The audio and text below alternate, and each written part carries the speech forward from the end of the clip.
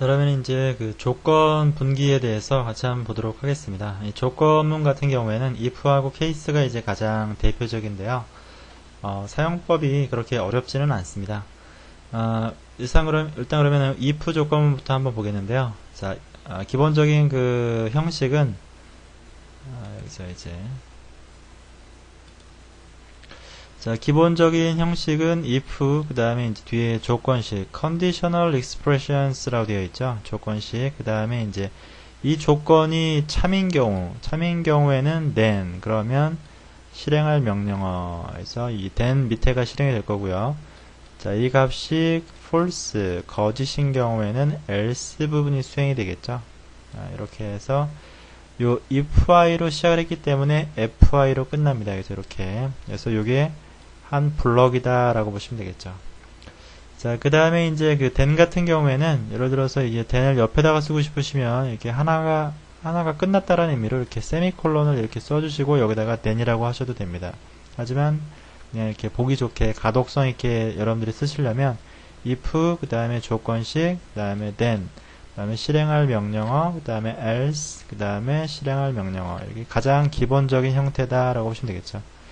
근데 예를 들어서 이제 이런 경우도 있어요. 참인 경우만 실행할 경우도 있죠. 그래서 요 else 다음 부분, 요 부분이 이제 아예 없는 경우도 있습니다. 그래서 조건이 참이면 수행하고 그렇지 않은 경우는 뭐 아무것도 하지 마라. 이렇게 할 수도 있기 때문에 그런 경우가 있습니다. 자, 그 다음에 이제 아래에 보시게 되면은 콘쉘 조건식이라고 되어 있는데 이 조건식 부분에는 여기에는 명령어들이 올 수도 있고 아니면 이렇게 조건식을 할 수 있는 비교를 할 수 있는 부분이 나오는데 비교에는 크게 두 가지가 있죠. 그래서 숫자를 비교할 수도 있고 문자열을 비교할 수도 있겠죠. 그래서 콘쉘에서 먼저 숫자 비교하는 걸 한번 보도록 하겠습니다. 이 숫자 비교 부분에서 자, 우선은 이 더블 가로가 두 개가 들어갑니다. 숫자를 비교할 때, 더블 가로를 이렇게 두 개를 이렇게 비교할 수가 있고요. 이렇게 가로입니다, 가로. 그래서 $A의 값과 $B의 값이 예를 들어서 $A가 크냐 이렇게 물어보는 거죠. $A가 크냐. 그래서 만약에 크면 어떻게 되는 거예요? then 이하가 수행이 되는 거고 작으면 else가 수행이 되는 거겠죠. 그래서 숫자 A가 B보다 큰 경우에서 참인 경우에는 then 이하가 수행되고 거짓인 경우에는 else가 수행된다. 근데 여기다가 직접 이렇게 뭐 80이라고 써주셔야 되겠죠. 그래서 $A의 값이 80이라고 하는 숫자보다 작냐 이렇게 물어보는 거죠. 이렇게 물어보는 겁니다. 이렇게 물어봐서 만약에 그렇다 그러면은 then 이하가 수행되고 참이면 then, 그 다음에 거짓이면 else가 수행된다. 그래서 크거나 같냐 작거나 같냐 다 동일한 경우다 라고 보시면 되겠죠. 이렇게 어렵지 않으실 겁니다. 그래서 콘쉘에서는 이렇게 숫자 비교할 때 이렇게 써주시고요. 그 다음에 이제 여기 안에서 사칙 연산이 가능합니다. 더하기, 빼기, 나누기, 뭐 곱하기, 뭐 이러한 사칙 연산을 이 안에서 이 더블 가로 안에서 수행하실 수가 있다라고 보시면 되겠죠. 자, 그 다음에 이제 그 문자열 비교도 있는데요. 이 문자열 비교는 이렇게 이제 이 각가로가 이제 두 개씩 양쪽으로 이제 붙어 있죠. 자, 각가로가 두 개 붙어 있고 $var 변수의 값이 되겠죠. 값과 문자열이 나오는데 이게 같냐 이퀄이 하나만 들어갑니다. 같냐 이렇게 물어보는 거죠. 그래서 같으면 참, 다르면 거짓이 되겠죠. 자, 그 다음에 요 밑에 거는 보시게 되면 이 두 개가 느낌표는 not의 의미입니다. not. 느낌표는 not이다 라고 보시면 되겠죠. 그래서 같지 않냐 라고 해서 같지 않으면 참이 되는 겁니다. 같으면 거짓이 되는 거고. 그쵸? 그래서 이제 느낌표를 가지고 쓸 수도 있고요. not의 의미다. 같지 않냐 라고 비교하는 거다 라고 보시면 되겠죠. 자, 그 다음에 이제 파일 테스트라고 되어 있는데요. 여기서는 이제 if 다음에 -f 한 다음에 파일 명을 쓰시는 거죠. 이제 여기서는 주로 이제 절대 경로를 쓰실 건데, 그러니까 뒤에가 파일이냐, 근데 만약에 그 뒤에다가 디렉토리 갖다 놓고 파일이냐 그러면은 거짓이겠죠. 그래서 뒤에 나오는 게 파일이냐라고 해서 파일이면 true, 아니면 거짓 이렇게 되는 거겠고요. 그 다음에 -d 한 다음에 디렉토리를 써주시고 이게 디렉토리냐 물어봤을 때 디렉토리면 참이 되고 만약에 이게 여기다 파일을 넣어주셨으면 거짓이 되겠죠. 자, 그 다음에 이제 마이너스 2는 exist의 약자예요. 그래서 파일이 있냐라고 물어보는 거죠. 파일이 존재하면 true, 없으면 거짓이라고 보시면 되겠고요. 그 다음에 이제 마이너스 s 파일, 요거는 이제 파일의 사이즈입니다. 사이즈가 있냐라고 물어보는 거죠. 그래서 파일의 사이즈가 있으면 true, 파일의 사이즈가 없으면 거짓입니다. 0이면 거짓이라는 얘기죠. 이거 이외에도 뭐 굉장히 많은데, 이게 이제 가장 기본이 되는 거고, 가장 많이 쓰는 조건식이라고 보시면 돼요. 물어보는 거죠. 이거냐? 라고 물어보는 거죠. 그래서 맞으면 참, 아니면 거짓. 그 다음에 이제 마이너스 Z 옵션 같은 경우에, 달러 변수가 나오는데요. 여기서 마이너스 Z 달러 변수명 하는데, 이건 이 변수가 설정이 됐느냐라고 물어보는 겁니다. 이 변수의 값이 있으면 true, 변수의 값이 없으면 거짓이 된다라고 하는, 이것도 아주 많이 쓰는 그런 물어보는 그 테스트 중에 하나다라고 보시면 되겠죠. 자, 그 다음에 이제 조건식 연산자가 나오는데요. and or와 연산자입니다. 그래서 콘쉘에서 비교하실 때는 조건식이 이제 하나가 아니라 이제 여러 개가 있을 수 있죠. 조건식이 이제 두 개가 있는데, 이 파이프 기호가 이제 두 개가 나오면 요거는 이제 or와 연산자입니다. or와. 조건식 1이 만약에 만족을 하거나 2를 만약에 둘 중에 하나만 만족하면 참이 되는 거죠. 둘 다 만족하지 않으면 거짓이 되는 거고요. 자, 그 다음에 이제 AND 연산자는 둘 다 만족해야 참입니다. 그래서 조건식 1과 조건식 2가 참여해야지만 참이다라고 하는 거죠. 그래서 둘 다 참여해야 된다라고 하는 겁니다. 자, 그 다음에 여기 앞에 not이 느낌표가 들어왔죠. 이거는 이 조건식이 거짓이어야지만 참이 된다라고 보시면 되겠습니다. 그래서 not. 이 조건식이 아니냐라고 물어보는 거죠. 아니면 어떻게 하겠다. 뭐 이렇게 하는 겁니다. 그 다음에 이제 가로 열고 조건식은 이제 조건식이 여러 개일 경우에 이제 여러 개의 조건식을 그룹을 지어서 어떻게 하는 거죠. 그래서 나중에 이제 연산의 우선순위도 있기 때문에 가로 열고 조건을 여러 개를 이제 만들 수가 있다라고 보시면 됩니다. 그래서 이런 것들은 여러분들이 기호기 때문에 알아두셔야지만 나중에 여러분들이 쉘 스크립트를 리드할 때 그때 이제 필요한 부분들이다라고 보시면 되겠죠. 당연히 이제 쓸 때도 마찬가지고요. 자, 그러면 이제 쉘 07.ksh로 이제 실제 예제를 가지고 한번 보도록 하겠습니다. 자, 여기서 맨 첫 번째 줄은 항상 어떤 쉘을 쓸 거냐가 나오죠. 그래서 이제 이렇게 샵 그 다음에 이제 느낌표 비미트 ksh. 만약에 이거를 안 쓰시면 어떤다고 그랬죠? 현재 커서가 깜빡깜빡거리기는, 예를 들어서 sh로 만약에 여러분들이 로그인하셔서 이걸로 쓰고 있어요. 근데 아래는 이런 식으로 이제 콘솔 스타일로 프로그램을 짰어요. 그러면은 뭘로 이 라인이 없으면 뭐로 수행되느냐? 얘로 수행됩니다. 그래서 그런데 만약에 얘를 이제 넣어주시면 그럼 어떻게 되느냐? 이 sh가 뭐를 ksh를 이렇게 하나를 자식 쉘을 ksh로 띄웁니다. 그래서 그리고 나서 여기 안에서 이 아래의 쉘들을 해석한다라고 보시면 됩니다. 그래서 에러가 안 나는 겁니다. 자, 아래에서는 이제 이 샵은 이건 뭐라고 그랬죠? 이건 주석이라고 그랬죠? 주석 하시고요. 자, 그 다음에 이제 디스크 유세이지라고 하는 이 변수를 하나 설정했고, 백퍼트 안에다가 명령어를 집어넣은 거죠. 명령어를 집어넣습니다. 이런 식으로. df-k, 그 다음에 grep, 이 내용은 전부 다 설명드렸고요. set까지 설명드렸었죠. 그래서 %까지 지워주면 숫자가 들어간다라고 했었죠. 숫자가. 그래서 record 부분은 일단 주석 처리했고요. if 한 다음에 이제 이 숫자 비교에서는 이제 더블 가로가 두 개가 이렇게 들어간 거죠. 이런 식으로 더블 가로를 넣어주셨고요. 다음에 달러 usage라고 하는 게 아까는 이제 저 같은 경우는 62였죠. 그리고 비교 대상이 80입니다. 80. 뭐 혹은 90이라고 하죠. 이렇게. 비교 대상이. 그래서 62가 80보다 크거나 같냐 물어봤죠. 당연히 이거는 같지가 않죠. 이거는. 그러면 then else 부분이 없으니까 이 부분은 그냥 이제 끝난 겁니다. 여기서. 그냥 일단은 그냥 끝났다라고 보시면 되겠죠. 근데 만약에 예를 들어서 이제 지금 비교 대상이 80이니까 예를 들어서 이 값이 만약에 80이거나 80 이상이면 그러면 이제 요 부분이 수행이 되는 거죠. 이렇게 요 부분이 수행이 될 거다라고 보시면 되겠습니다. 그래서 에코에서 루트 파일 시스템이 80%가 넘었습니다. 확인 요망이라고 하는 메시지가 여러분들 모니터에 뿌릴 거고요.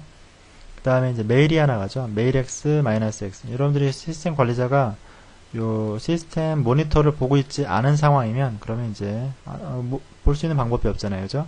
그래서 루트한테 이렇게 메일을 하나 봅니다. 루트 파일 시스템 경고라고 하면서 가고요. 자, 그 다음에 이제 여기 보시면은 이제 이렇게 입력 기호가 두 개가 들어가 있죠. 그래서 이건 이제 here document라고 하는 건데요. 이 뒤에 나오는 문자열은 여러분들 이미 들어가시면 되고요. 메일의 내용, 이미 쓸 내용이죠. 쓸 내용을 미리 이제 이렇게 써주는 겁니다. 그래서 두 줄 써주시고요. 그 다음에 자, 문자를 end로 열었으니까 end로 막아주시면 됩니다. 그래서 그리고 주의하실 점은 요 end는 이제 이 뭐 위치를 이제 잡아주신다, 들여쓰기를 잡아주신다고 해서 이렇게 여기다 쓰시면 안 됩니다. 그래서 앞에 이 end 앞에 라인에 공백이 있으면 안 되기 때문에 맨 앞에다가 공백이 없게 end를 써주셔야 됩니다. 막아주셔야 되겠죠. 열고 막아주시면 됩니다. 자, 그 다음에 이제 fi. 항상 if로 시작을 했으면 fi가 꼭 나와줘야지만 블럭이 닫힌다라고 보시면 되겠죠. 근데 그 스크립트 같은 경우에는 else가 없는 구조입니다. 그래서 else가 없는 구조다라고 보시면 되겠고요. 일단은 퍼미션을 바꿔서 실행을 하시게 되면 된다라고 보시면 되겠죠. 저 같은 경우는 이제 이 부분을 여러분들이 이제 수행을 하는 걸 꼭 보고 싶으시면 어떻게 하시면 돼요? 이 80이 넘어갈 때까지 파일을 만들고 있는 것보다는 얘를 60으로 바꿔주시는 게 좋겠죠. 그래서 60을 넘으면 뭐 이런 메시지가 한번 나오는지 한번 확인해 보도록 하겠습니다. shell 언더바 07.ksh를 한번 보도록 하겠습니다. 자, 그러면 뭐 이제 이렇게 shell 스크립트로 가셔서요. 마찬가지로 여러분들이 그 vi로 shell 언더바 07.ksh 저는 지금 이게 지워져 있는데 여러분들은 아마 컨트롤 대문자 M이 있을 겁니다. 그거를 마저 제거해 주시고요.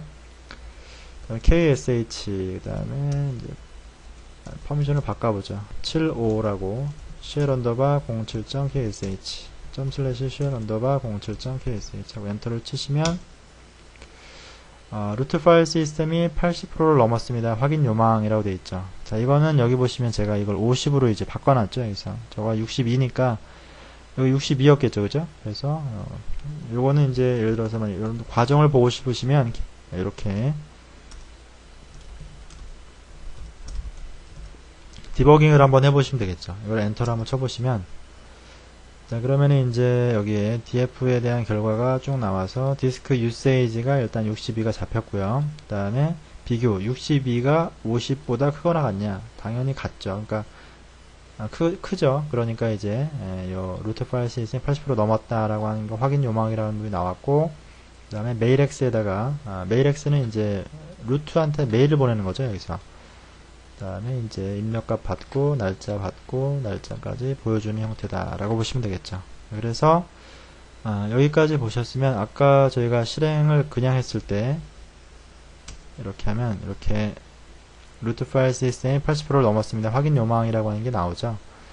자, 그 다음에 이제 메일이 날아갔을 거기 때문에 메일 X라고 하는 프로그램이 있습니다. 메일 X라고 엔터 치시게 되면 자, 이런 식으로 루트 파일 시스템 뭐 이렇게 나오죠. 한글이 좀 깨졌는데 여기서 n이라고 되어 있죠. new 메일입니다. new 메일. 그래서 자, h를 하시게 되면 메일이 저희가 두 개가 왔기 때문에 자, 1번 누르고 엔터 하시게 되면 루트 골뱅이 솔라리스 10이라고 되어 있고요. 여기서 제목은 루트 파일 시스템 경고 80%를 넘었으니 체크하라고 되어 있고요. 날짜가 이제 바로 찍히죠. 자, 이렇게 하고 Q 누르고 나오시면 빠져나옵니다.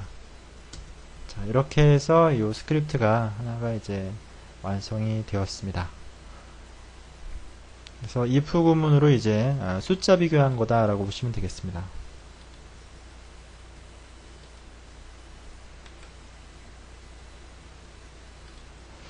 자, 이 안에 쓰인 내용 중에 이제 하나가 이제 재밌는 게 나오는데요. 많이 좀 쓰일 건데, here document라고 하는 부분이 있죠. here document. here document는 키보드에 입력 없이 자동으로 문자열이나 스크립트에 대해다가,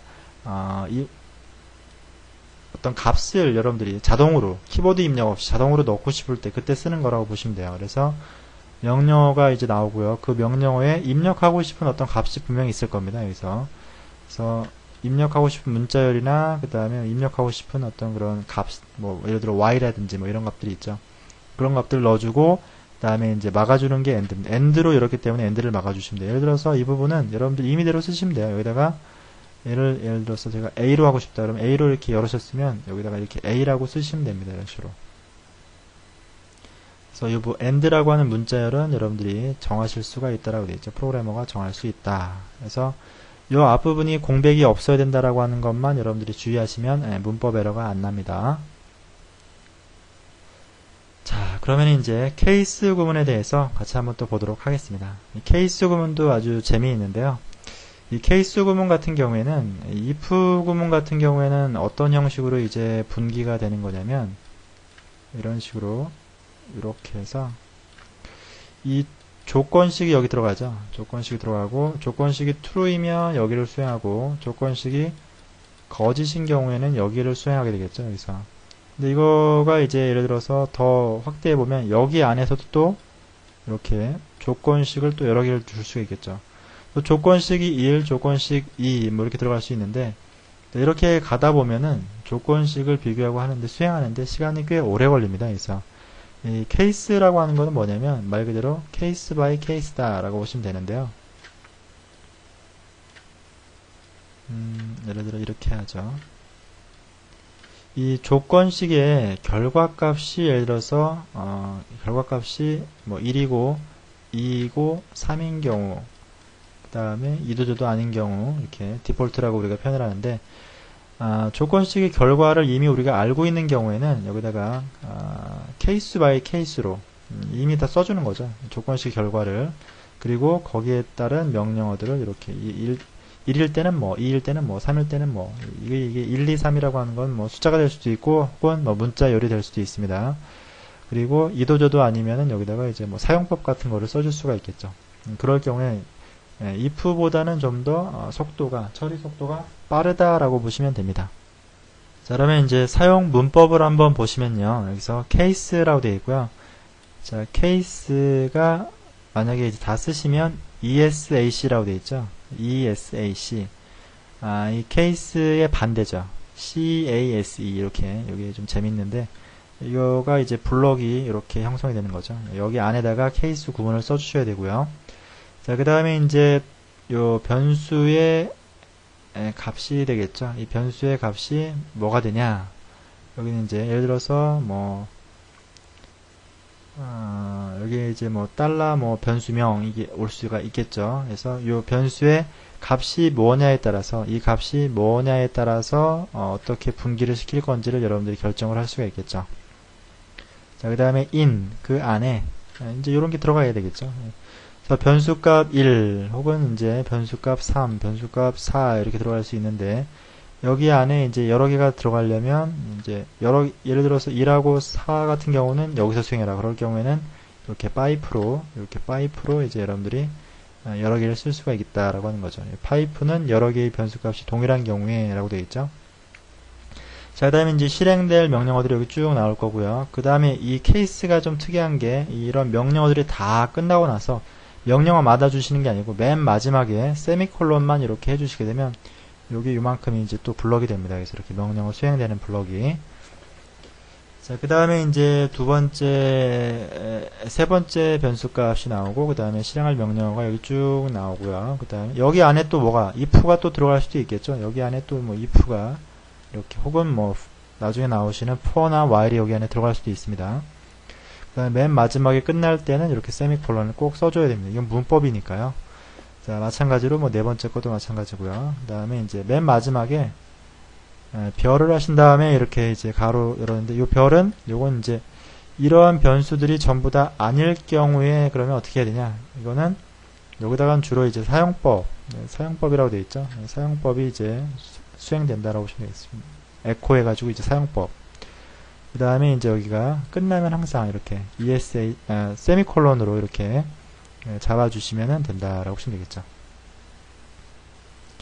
자, 그래서 이제 실제 예제가 나오는데요. 여기서 샵 느낌표 빅미드 케이스 이건 이제 기본이고, 자, 케이스로 열었으니까 이렇게 케이스로 막아주셔야 되고요. 그 다음에 이제 여기에 이 변수가 해당되는 게 뭐가 나왔냐. $1이 나왔네요. 그래서 이거는 이제 근데, 위치 인자죠, 위치. 포지셔널 파라미터라고 해서, 위치 인자라고 합니다. 그래서, 이거는 뭐냐. 쉘에서 $1은, 요게, 스크립트 명이, 요게 첫 번째 $0가 된다라고 했었죠. $0. 그 다음에 나오는, 이게 첫 번째 아규먼트가 $1이 됩니다. 쉘에서. 여기는 $2, $3, $4가 되는 거죠. 좀 쉬운 예로 예를 들어서 칼이라고 하는 이런 그 명령어가 있죠. 캘린더를 보는 현재 달력을 보는 명령어. 그 다음에 예를 들어서 이렇게인가요? 뭐 2006년 2월 달력을 보고 싶다 라고 했는데 여기서 캘이 뭐가 되냐면 얘가 $0다라는 얘기죠. 첫 번째 아규먼트가 $1이 되는 겁니다.